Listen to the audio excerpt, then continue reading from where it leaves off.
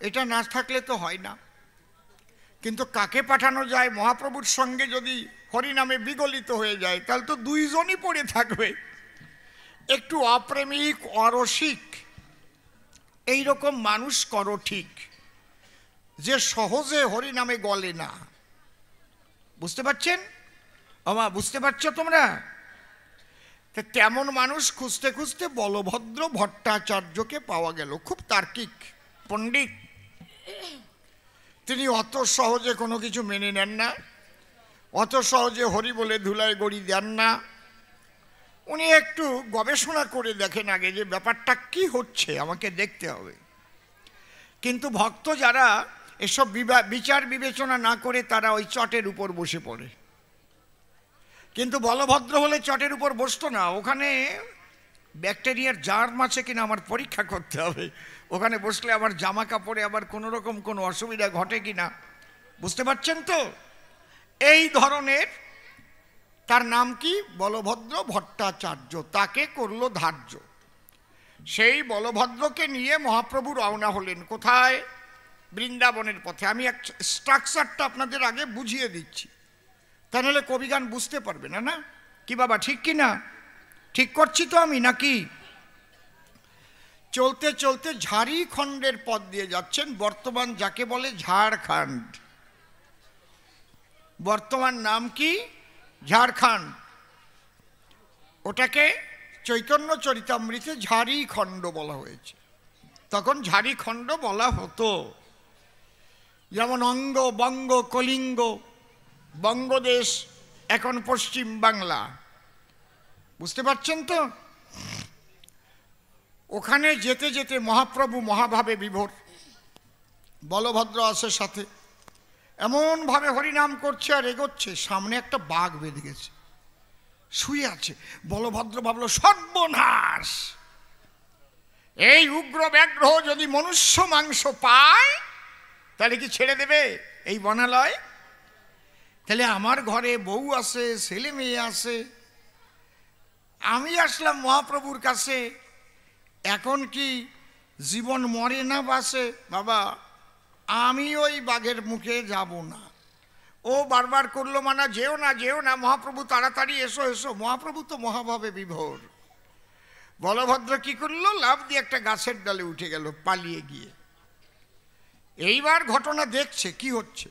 মহাপ্রভু এগোচ্ছে, এগোতে এগোতে বাঘের গায়ে পা দিয়েছে। বাঘ দুই পাও তুলে হিংসা ভুলে ভেসে দুই চোখের জলে সেও প্রেমানন্দে যেন হরি বলে নৃত্য করছে। বাহ! আরে ভেবেছিলাম বাঘে খাবে, একই দেখছি। হঠাৎ দেখে দূর থেকে হাতি চলে এলো, সিংহ চলে এলো, ব্যাং চলে এলো, হ্যাঁ, ভুজঙ্গ চলে এলো, সাপ, একই হরিণ চলে এলো। সবাই মহাপ্রভুর সঙ্গে নৃত্য করতে লাগলো। সিংহ হাতি ধরে কোলাকুলি দিচ্ছে আর মহাপ্রভু প্রেমানন্দে হরিনাম করছে, হরিনাম করছে। আপনারা বৃন্দাবনে গেলে এই দৃশ্যটা দেখবেন, তৈরি করা আছে। দেখেছেন আপনারা বৃন্দাবনে গিয়ে? কেউ কে কে দেখেছেন বৃন্দাবনে বলুন তো? বাহ!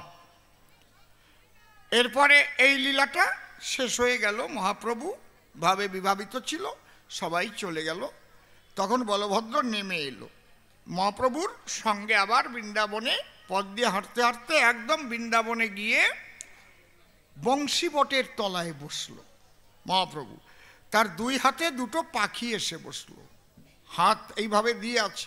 দেখেন না, মাঝে মাঝে ক্যালেন্ডারে দেখা যায় একটা শুক পাখি আর একটা শাড়ি পাখি। ওরা কিচির মিচির কিচির মিচির কিচির মিচির করে কি কি বলছে, আর মহাপ্রভু লক্ষ্য করে শুনছে। শুক যখন কিচির মিচির করে, শেষ হয় যখন শাড়ি আবার আরম্ভ করে ঝগড়া করছে। শালিকে ঝগড়া করে না, দেখেন না? আবার শুক তার জবাব দিচ্ছে। আবার শাড়ি যখন জবাব দিল, মহাপ্রভু মাথা ঝুল দিয়ে বলল, ঠিক, শাড়ির কথাই ঠিক। এইবার প্রশ্ন করেছে যে, হে মহাপ্রভু, তুমি আমাকে বুঝিয়ে বলো, হরিবাসর তো বহু জায়গায় হয়, হরিনাম যজ্ঞ তো বহু জায়গায় হয়, কিন্তু তোমার সঙ্গে যে দেখলাম হাতি নাচে, সিংহ নাচে, বাঘ নাচে, হরিণ নাচে, বেগ ভুজঙ্গ নাচে। এটা কি নামের গুণে হয়েছে, নাকি তোমার মুখের গুণে হলো, নাকি ধামের গুণে হলো, না কোনো তন্ত্র মন্ত্রের দ্বারাই হলো? তুমি আমাকে একটু বলো। প্রশ্নটা বোঝা গেল? এর জবাব আমাকে দিতে হবে এবার। কিসের গুণে হয়েছে?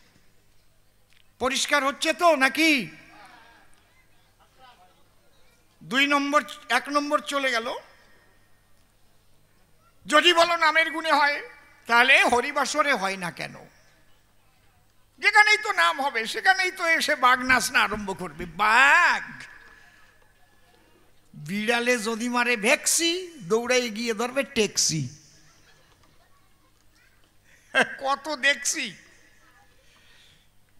তাহলে নামের গুণে যদি বলো, তাহলে যেখানে হরিবাসরে সেখানে নাচে না কেন বলো? দ্বিতীয় প্রশ্ন করেছে যে পাখি দুটো কি বললো, ওটা সংস্কৃতে ব্যাখ্যা করে বলো। উনি পণ্ডিত তো, আর মহাপ্রভুও তো পণ্ডিত। নিজে তো টোল খুলেছিলেন মহাপ্রভু, বিদ্যানিধির টোলে পড়া মানুষ তো মহাপ্রভু। তারপরে নিজে টোল খুলেছেন, তিনিও পণ্ডিত। তার টোলে অনেকে পণ্ডিত হয়েছে। এই জন্য উনি একটু পাণ্ডিত্য দেখিয়েছে যে পাখি কি কি বলেছে ওটার সংস্কৃতে বিশ্লেষণ করে ওটা বঙ্গানুবাদ করে আমাকে বলো। টিকিধারী, বাবা রে বাবা, ওজন ভারী। আর কি, তুমি ওই শাড়ি পাখির কথা ঠিক ঠিক বলে মাথা ঝুল দিলে কেন? সুখ কি ভুল করলো যে সে তোমার সায় থেকে বাদ গেল? আর শাড়ি এমন কি ভালো কথা বললো সেইটা আমাকে একটু খুলে বলো। ভারী ইন্টারেস্টিং কায়দা আছে। কি বাবা, শুনবেন না এগুলো নাকি? কি আপনাদের শোনার আগ্রহ জাগছে তো নাকি? এইভাবে বলতে হতো, তাহলে মানুষ বুঝতে পারে। ও তো ভেবেছে আমি সব জায়গায় গান গাই, একভাবেই বলে যাই। আরে বাবা, ওই রকম না, শিখে নাও। একটা নূতন জায়গায় গেলে সুন্দরভাবে বলে মানুষকে বুঝাতে হয়। এইটা হচ্ছে প্রশ্ন। তৃতীয় প্রশ্ন করেছে, গৌর নিতাই দুটো ভাই, দুই দিকেতে দেখতে পাই, একজন গৃহবাসী আর একজন হলো সন্ন্যাসী। এখন কলির জীব কার পক্ষে আসি? আমরা কি গৃহবাসী হব নাকি সন্ন্যাসী হয়ে চলে যাব? কি সুন্দর প্রশ্ন করেছে। তাহলে তুমি জবাব দাও স্পষ্ট, মূলত সন্ন্যাস শ্রেষ্ঠ না গৃহীরা শ্রেষ্ঠ? কোথায় থেকে ভজন করতে হবে ইষ্ট?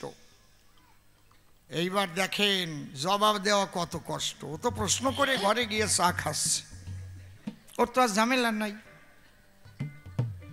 এইবার আমাকে বুঝাতে হবে কেন নাচে, কি ব্যাপার, কি আসে, সব সংস্কৃতে ব্যাখ্যা করে বুঝাতে হবে।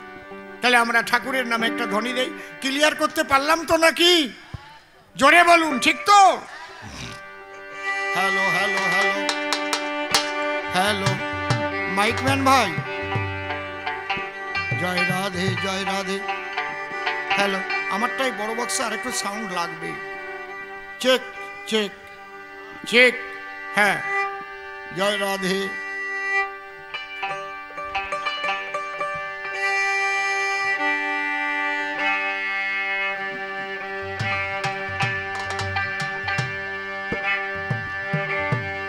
হচ্ছে না কেন তোমার?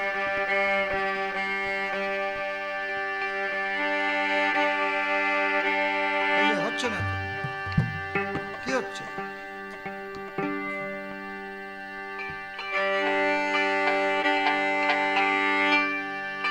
সুরটা দেখো, সুর সুর জিল, তার পাশেরটা, শেষটা হরিবল হরিবল হরিবল। জয় জয় রাধা কৃষ্ণ নিতাই গৌর রাম সীতা মাতা পিতা প্রেমানন্দে হরি হরি বল।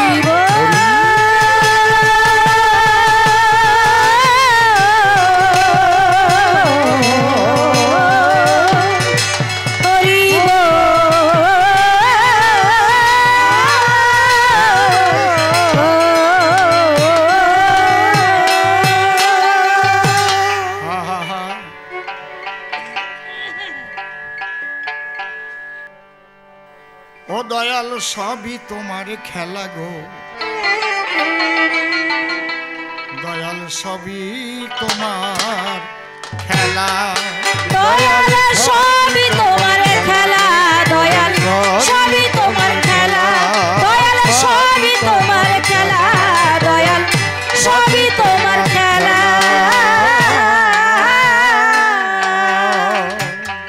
কখনো দাও কলঙ্কের হাত, ওই আবার কখনো পরাও ফুলের মাল, সবই তোমার খেলা, দয়াল সবই তোমার খেলা।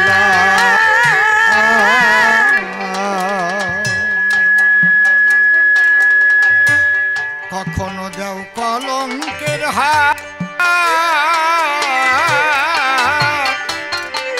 আবার কখনো পরাও ফুলের মাল, সবই তোমার খেলা, দয়াল সবই তোমার খেলা। জীবনে চলতে গেলে কি হচ্ছে রে বাবা? এইটা ডিস্টার্ব হচ্ছে, মাঝে মাঝে বেড়ে যাচ্ছে, মাঝে মাঝে কমে কোনটা? যাচ্ছে। আমারটা ওটা বেড়ে যাচ্ছে, মাঝে মাঝে আবার কমে যাচ্ছে। হ্যালো হ্যালো, জয় রাধে। হ্যালো, আমারটা এক হ্যালো। জায়গায় রাখো বাবা, আমি গান গাইতে পারবো না তাহলে। জয় রাধে। হ্যালো দাও, আমারটা সবার চাইতে বেশি থাকবে, আমার কথাই তো শুনবে সবাই, না ওদেরটা শুধু গ গ গ গ করে উঠলে গান হবে না। জয় রাধে জয় রাধে। মানব জীবন এমন একটা জীবন, আপনি যদি ভাবেন শুধু সুখ আপনার জন্য অপেক্ষা করে আছে, কখনো হবে না। জগতের একটা নাম দুনিয়া।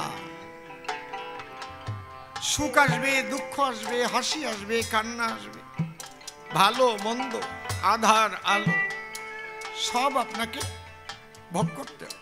কাটার জ্বালা, ফুলের মালা, গুরু কৃপা না হলে মন বিব্রত হয়ে যাবে। বহু রকমের প্রতিকূলতার মধ্যে আপনাকে চলতে হবে। বিরাট সম্মানও পাবেন, আবার কোথাও অসম্মানিত হতে পারেন, তার জন্য তৈরি থাকতে হবে।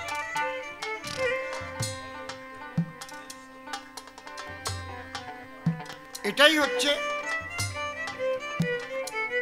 যারা গুরু কৃপাধন্য মানুষ, তারা কখনো বিচলিত হয় না। বুঝতে পেরেছেন? তাকে গীতায় বলেছে স্থিত প্রজ্ঞ। প্রজ্ঞা মানে জ্ঞান, জ্ঞান যার একটা জায়গায় স্থিতি লাভ করে থাকে, জ্ঞানের পরিপক্কতা ছোট, তাকে গীতায় বলছে হে অর্জুন, স্থিত প্রজ্ঞ ভক্ত আমার প্রিয়। আর যে এদিকে টলে ওদিকে টলে, এ কথা বলে সে কথা বলে, হঠাৎ আইলা এসে ঘর ভেঙেও যেতে পারে। যদি বলো ভগবান তোমার পূজা দিলাম, আমার ঘরটা ভেঙে দিলে, আছে না? এগুলো হচ্ছে প্রাকৃতিক। এক এক সময় এক এক রকম পরিবেশ হয়, এক রকমের আঘাত আসে, এগুলো হবেই। এই জন্য আমার গানে আমি বলেছি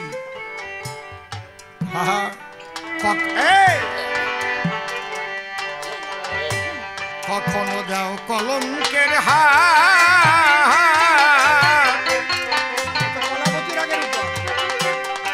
আবার কখনো পরাও ফুলের মালা, সবই তোমার খেলা, দয়াল সবই তোমার খেলা। এই টাইপের বাড়ছে তোরটা। হ্যালো, এটা কি হচ্ছে ব্যাপারটা?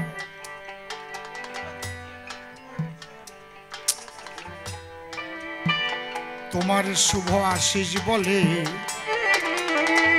জন্মিয়া এই ভূমণ্ডলে, কত লীলা পলে পলে দেখেছি একলা।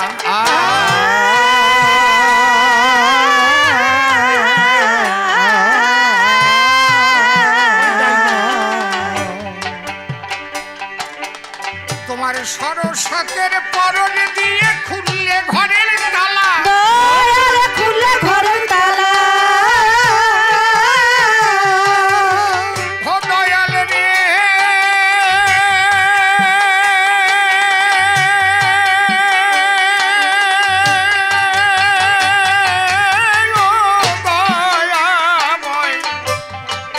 বসতের পরনে দিয়ে খুললে ঘরের তালা, খুলে ঘরের তালা। আমি তোমার ভাবনা যখন ভাবি, আমি তোমার ভাবনা যখন ভাবি, হয়ে থাকি প্রেম বিভোর। সবই তোমার খেলা দয়াল, সবই তোমার খেলা। দেখাই অধরের হাসি, কখনো করো উদাসী, কখনো পড়াও মায়ার ফাঁসি, দেও যে ত্রিতাব জ্বালা।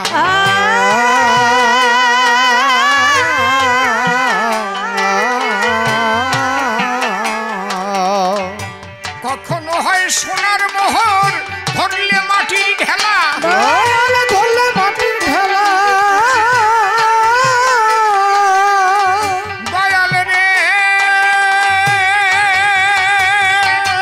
ও দয়াময়। কখনো হয় সোনার মোহর, ধরলে মাটির ঢেলা, ধরলে মাটির ঢেলা। জ্বালাও ঝড়ের মুখে সন্ধ্যা প্রদীপ, তুমি জ্বালাও ঝড়ের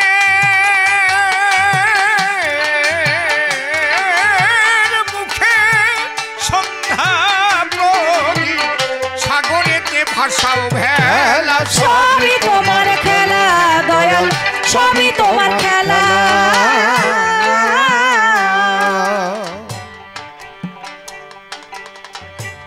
তাহলে আমাদের হুঁশিয়ার থাকতে হবে, মানব জীবন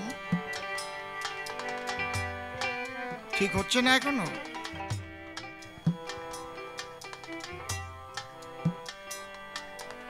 জয় রাধে,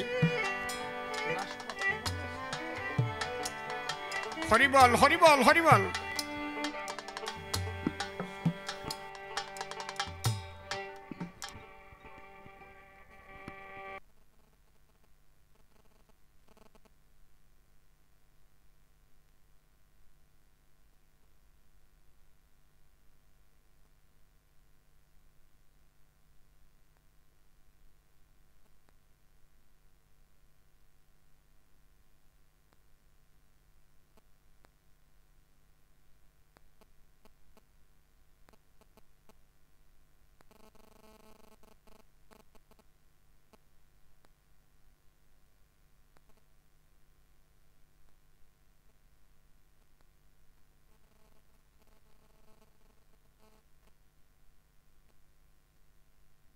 গৌর প্রেমানন্দে হরিবল।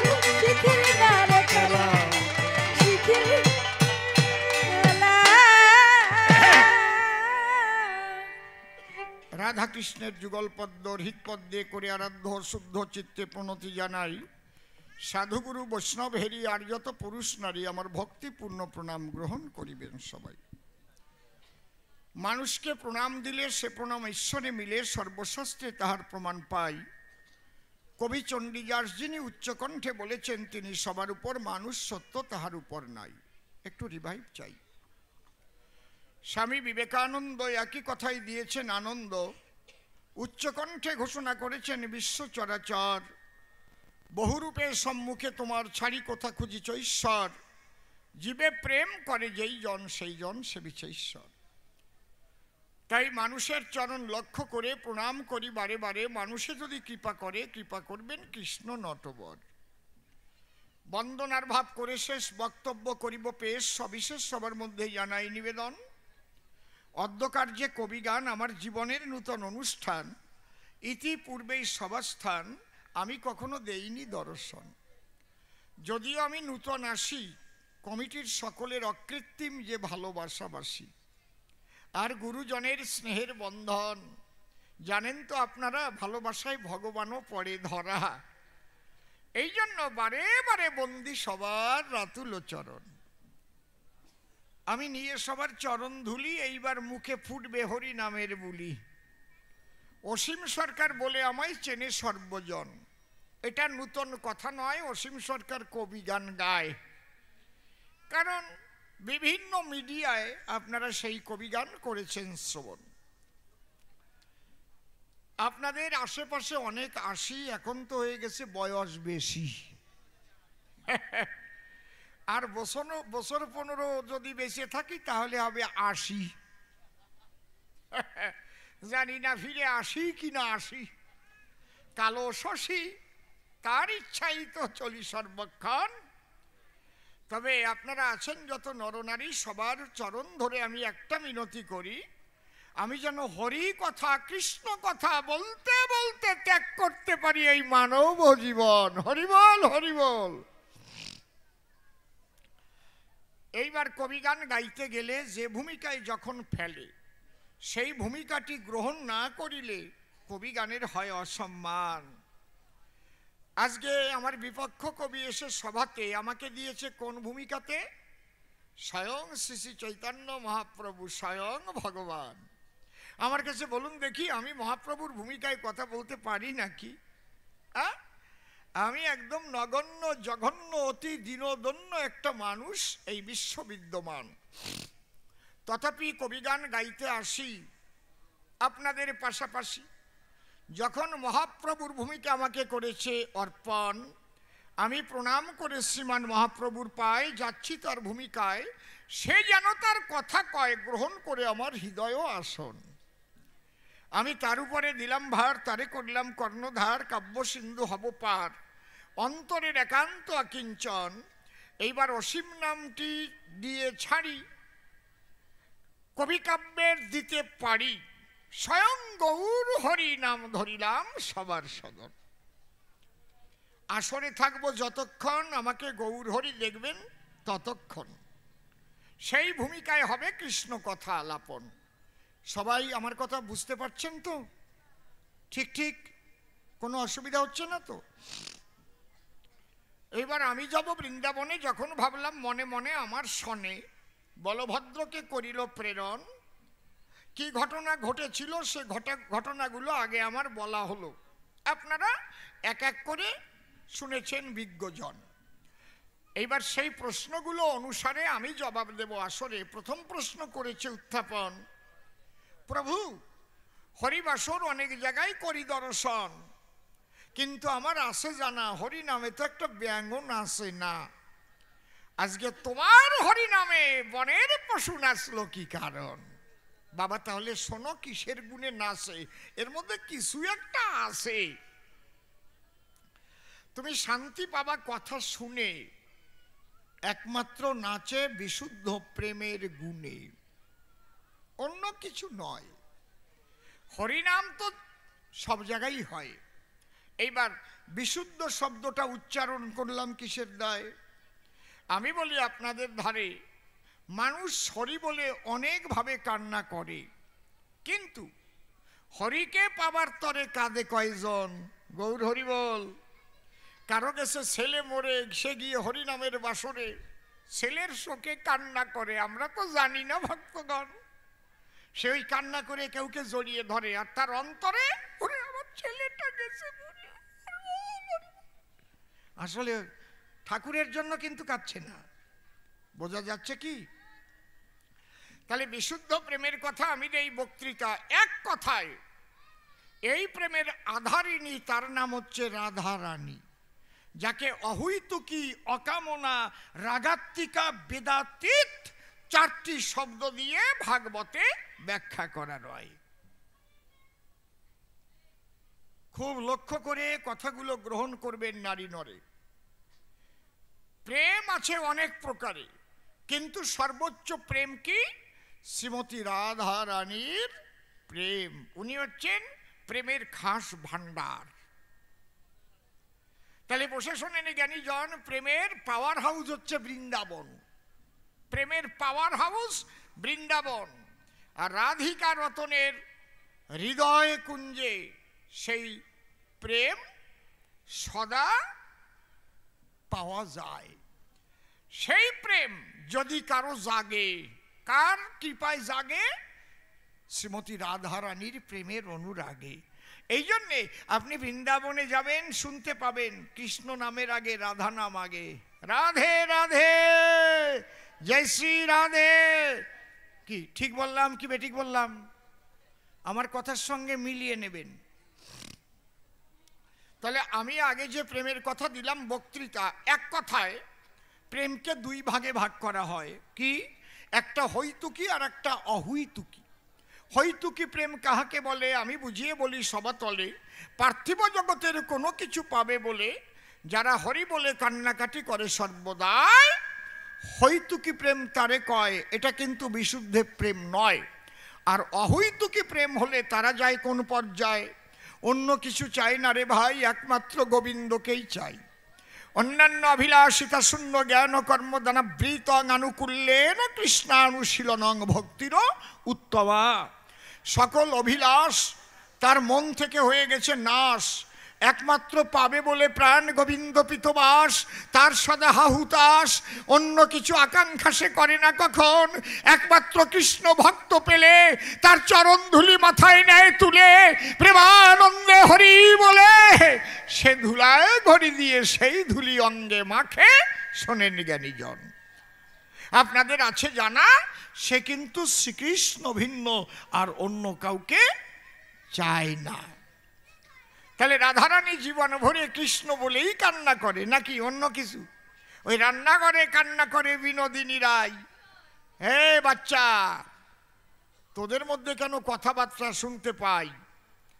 যাদের বাচ্চা ছেলে আমি নিবেদন করি তাদের চরণ তলে, ওরা যাতে কথা না বলে সেই দিকে একটু লক্ষ্য করা চাই।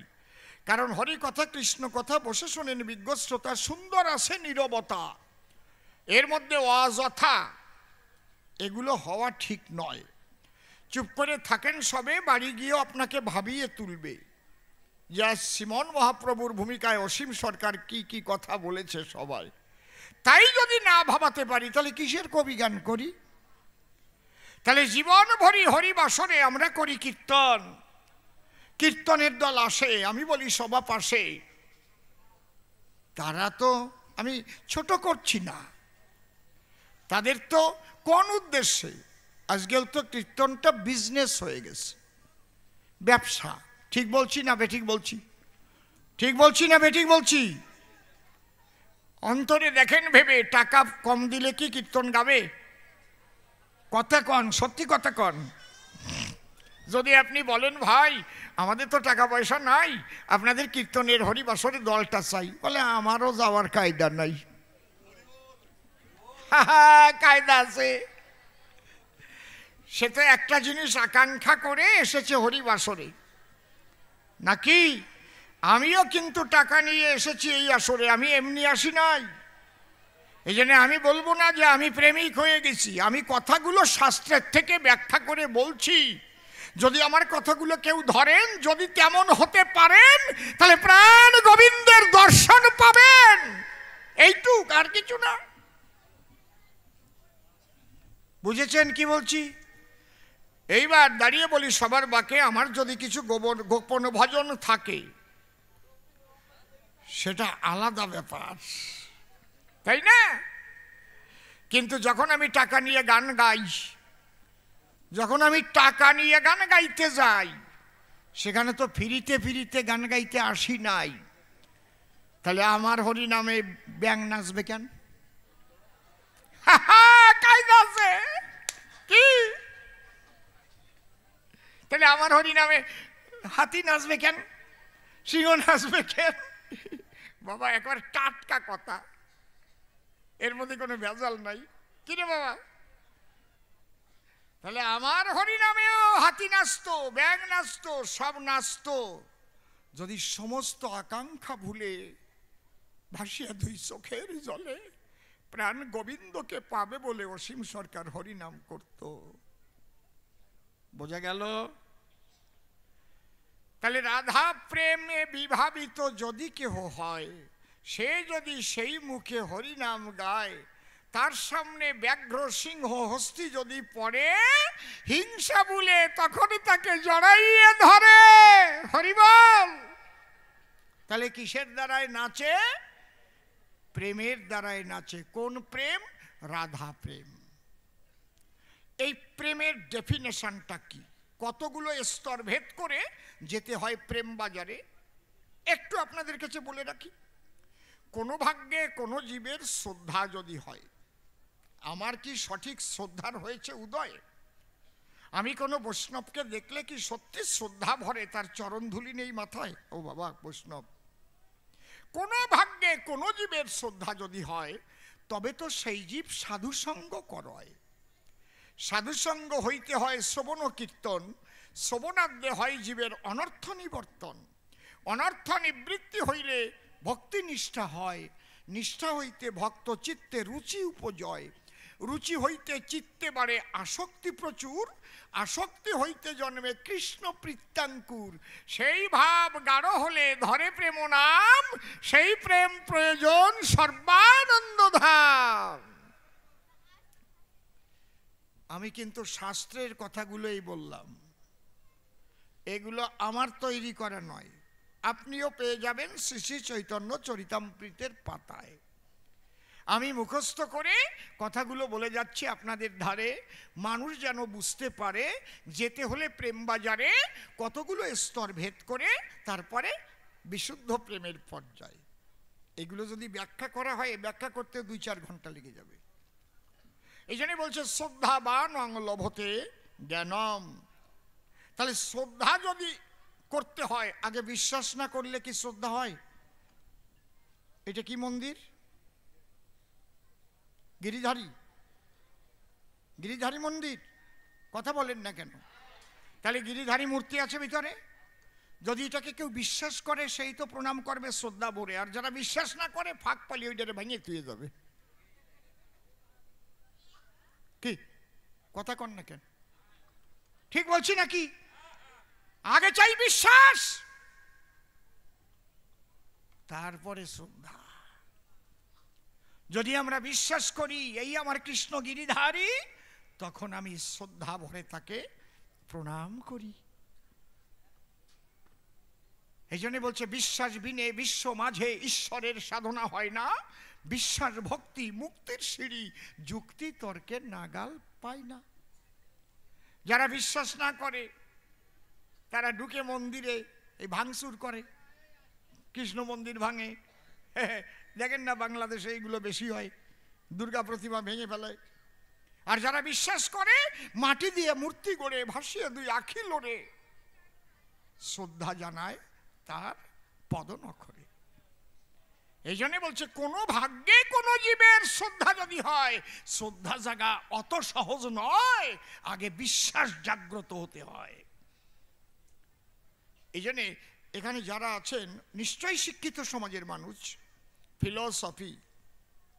ফিলোসফির মেইন পার্ট হচ্ছে লজিক। লজিকের 2টো দিক, একটা আস্তিক আর একটা নাস্তিক। বুঝতে পেরেছেন? যারা বিশ্বাস করে তারা আস্তিক, যারা বিশ্বাস না করে তারা নাস্তিক। তাহলে এই বিশ্বাস আগে হবে, তারপরে শ্রদ্ধা জন্ম লবে।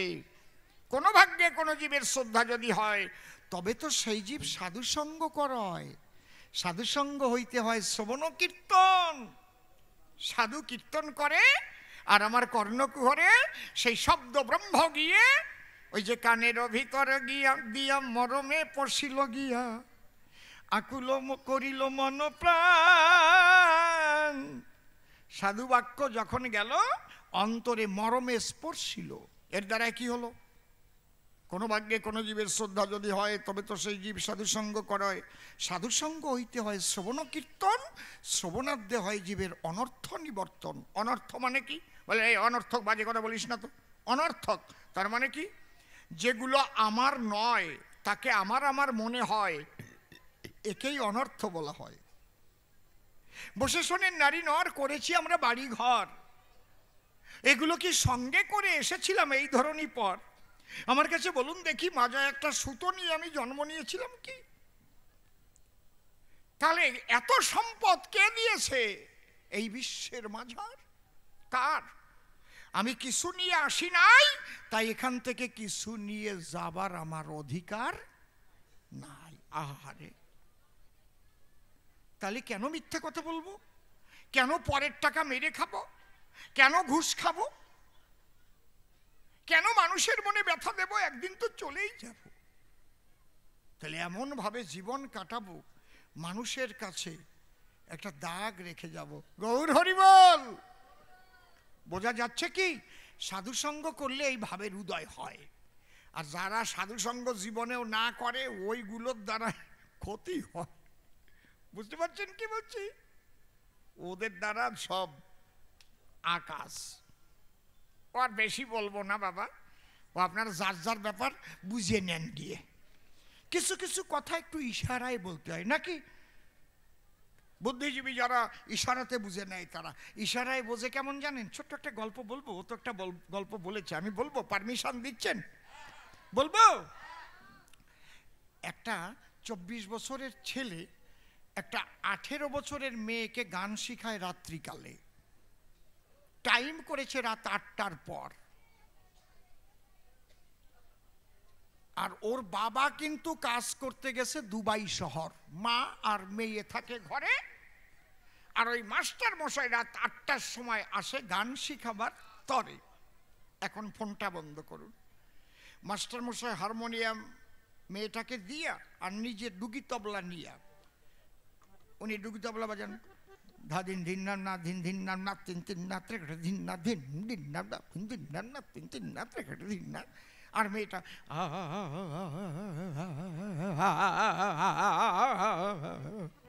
বেশ একটা ঝুমুর উঠে গেছে। এই টাইমে ওর মা রান্নাঘরে আছে আর ইলেকট্রিক অফ হয়ে গেছে। কি অন্ধকার ঘুটঘুটে। হঠাৎ মেয়েটা বলছে, মা কথা মানো, তাড়াতাড়ি একটা আলো আনো, চার্জার লাইটটা একটু জ্বালাও। মা রান্নাঘর থেকে বলছে, শোন সবিতা, মেয়েটার নাম সবিতা, এই জায়গায় আবার কোনো সবিতা আছে নাকি? ওইদিকে তাকাতাকি করছে যে আমা তুমি না মা, এটা গল্পের সবিতা। বুঝুন না, রাগ করুন না।